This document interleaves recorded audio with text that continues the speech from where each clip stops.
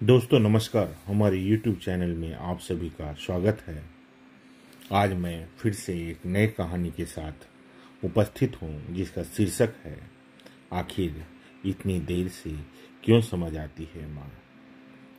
यह सोच उस बेटी का है जो मायके में है और मायके से अपनी माँ के प्रति क्या सोचती है उसी पर आधारित है।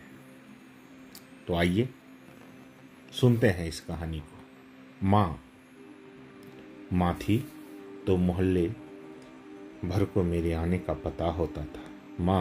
माँ थी तो मोहल्ले भर के लोगों को मेरे आने का पता होता था। माँ थी तो बने होते थे मेरे लिए मायके में राजमा और चावल के साथ पुदीने की चटनी।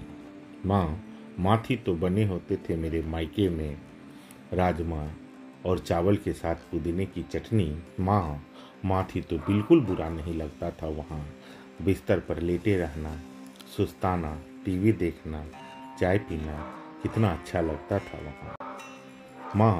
माँ थी तो अपने साथ मेरे लिए भी डाल लेती थी साल भर के लिए आम का अचार।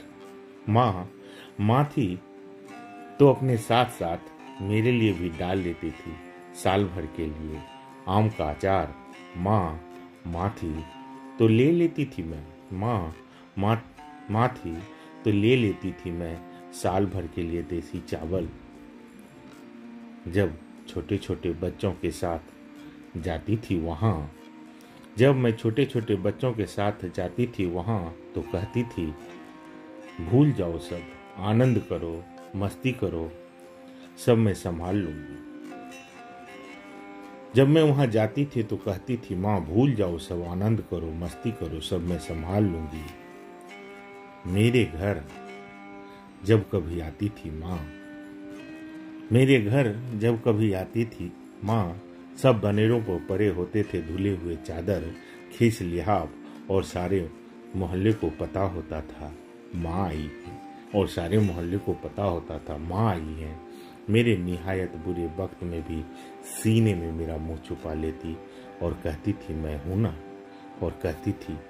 हूं ना। हाँ, काफी छुपाती थी मैं अपने दर्द उनसे, पर माँ की आंखें तो तस्वीर में भी भाप जाती थी। हाँ, काफी छुपाती थी मैं अपने दर्द उनसे, पर माँ की आंखें तो तस्वीर में भी भाप जाती थी मेरे दर्द को। माँ ऐसी ही थी कि सारे दर्द को अपने आप में समा लेना चाहती थी और अब गई तो मेरा मायका भी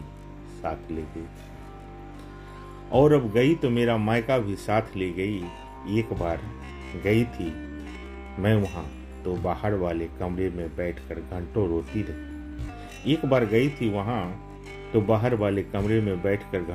रोती रही। किसी को खबर न पड़ी मेरे आने की। फिर सालों साल उस शहर में कदम ही नहीं पड़े मेरे। वो रास्ते यूं जैसे नागफन फैलाए बैठे हों। सोचा था अब धुंधला पड़ने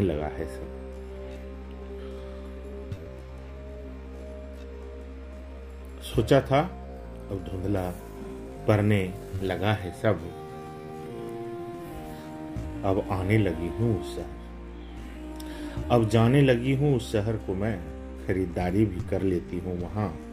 माँ थी तो जरूरी होता था शॉपिंग पे जाना, नहीं तो पूछती कोई बात है क्या, नहीं तो पूछ बैठती थी कोई बात है क्या, उदास हो क्या, पैसे मुझसे ले लो। नहीं तो पूछ बैठती थी कोई बात है क्या, उदास हो क्या, पैसे मुझसे ले लो। कुछ बचा कर रखे हैं तुम्हारे बाबूजी से परे नहीं, पर कुछ भी धुंधला नहीं पड़ा। पालथी मार कर बैठा था कहीं जिंदगी की व्यस्तता में, कहीं एक शब्द पड़ा तो जार जार फूट पड़ा सब। कहीं एक शब्द पड़ा कानों में तो जार जार फूट पड़ा सब। कोई भी दर्द क्या मर पाता है कभी पूरी तरह? कोई भी दर्द क्या मर पाता है कभी पूरी तरह? यूं तो सब ठीक है, पर काश माँ को कोई दर्द न देती। काश उनका दर्द बांट लेती। काश उनके लिए ढेरों सूट गहने खरीद पाती। काश उन्हें घुमाने ले जा पाती। काश उनके लिए ढेरों सारे गहने खरीद पाती। काश उन्हें कहीं घुमाने ले जाती। काश उन्हें कभी जो देखे थे ख्वाब पूरे कर पाती। पर यह काश भी तो खुद माँ बनकर ही समझ में आता है। पर यह काश भी तो खुद माँ बनकर ही समझ में आता है। आखिर इतनी देर से क्यों समझ आती है माँ? आखिर इतनी देर से क्यों समझ आती है माँ? आखिर इतनी देर से क्यों समझ आती है माँ? दोस्तों, माँ स्वर्ग है, धरा है, माँ अमृत है, माँ तुलसी है, माँ पूजा है, माँ पुष्प है, माँ जीवन दायिनी है। इसलिए इस संसार में माँ जैसी कोई नहीं। मैं इस संसार की सभी माँ को प्रणाम करता हूँ, उनका वंदन करता हूँ और उनका नमन करता हूँ। दोस्तों, हमारा ये कहानी कैसा लगा आपको? आप जरूर कमेंट बॉक्स में लिखेंगे। हमारे वीडियो को लाइक और शेयर करेंगे और हमारे चैनल को जरूर सब्सक्राइब करेंगे। अगले कहानी और अगले वीडियो के साथ